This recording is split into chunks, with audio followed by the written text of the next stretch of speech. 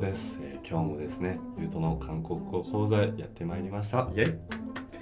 はい、今回はですね、韓国に来た際、コンサート会場に行くために使う韓国語を教えたいと思います。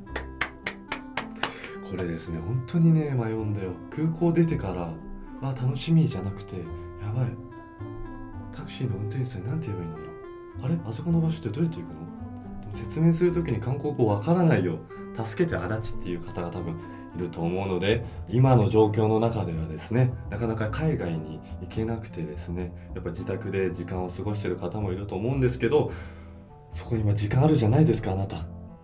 もうこのゆうとの動画を見てですね、勉強して、もうこの状況良くなったらすぐもうその勉強したやつを生かして使ってみてはどうですかね。それでは行きましょう。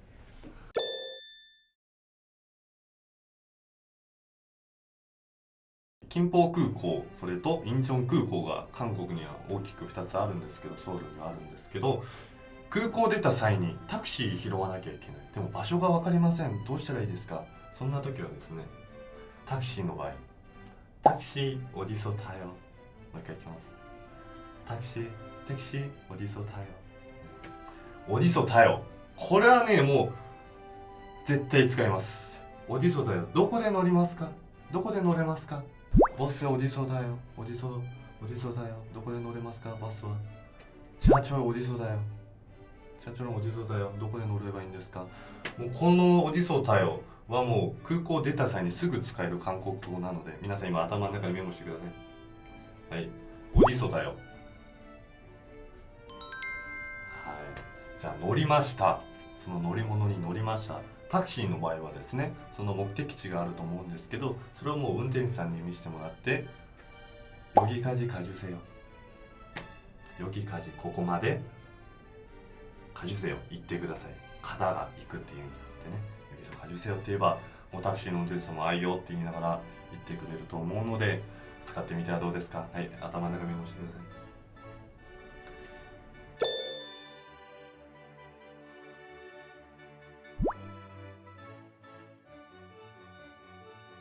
はい、じゃあホテル予約したり宿舎予約したりで翌日出ます。でもそのコンサート会場の近くにある駅は分かってるんですが、これを乗ればこの方向に行くのか、でもそれとも逆の方向に行っちゃうのか、そういう分からない時があるじゃないですか。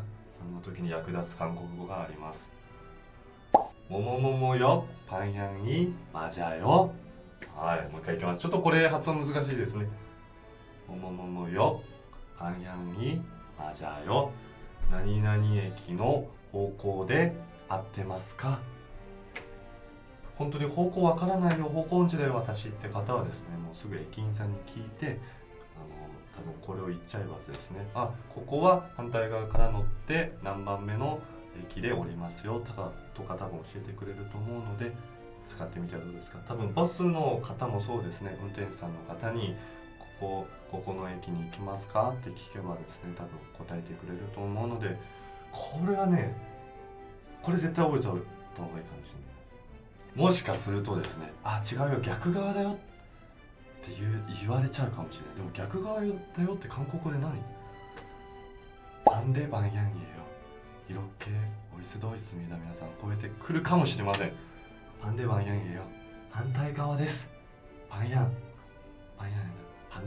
反対側ですって来たらですね、そうですね、ありがとうございます、감사합니다 하고、もうそうですね、反対側に行けばですね、乗れると思うので、ぜひ今言ったこの言葉をですね、覚えてコンサート会場に行ったらどうですか？はい。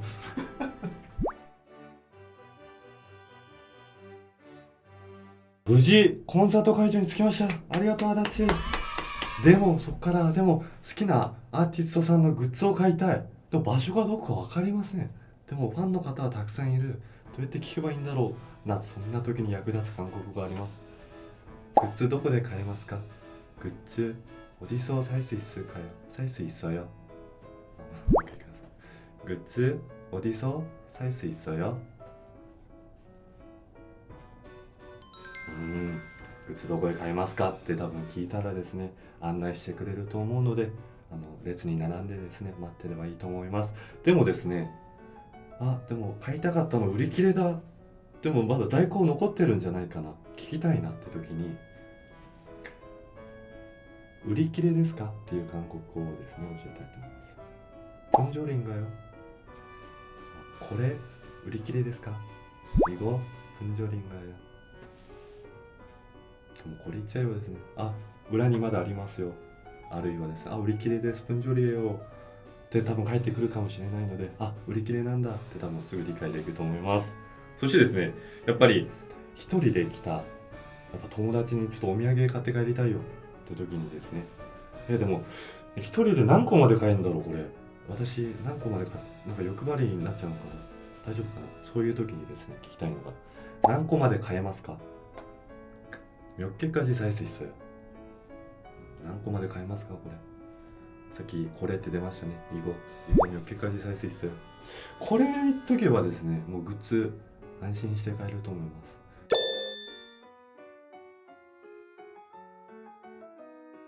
コンサートとなるとですね、やっぱ持ち込めないものも出てくると思うんですけど、そういうのはですね、事前にその会社のホームページに載ってるので、その事前にですね、あ、これ持ち込めるもの、これ持ち込めないものっていうのがあるので、それを見ながらですね、準備してみてはどうですか。やっぱりね、それ見ずに行っちゃうとですね、そのカバンチェックで、あ、これダメですよ、じゃあ捨てますねって言われちゃう可能性もあるので、ぜひチェックしてみてください。はい。コンサートしたいですね、早く。本日使った韓国語はですね、やっぱりコンサート会場だけではなくですよ、韓国普通に旅行に来た方でもですね使える韓国語となっておるので、皆さんぜひ勉強してみてはどうですか。もうね、本当10分でいいんですよ。1日24時間ある10分だけでいいので、この動画を見て勉強してみてください。じゃあ本日は、2時間目となりますね、韓国語講座でした。お疲れ様でした。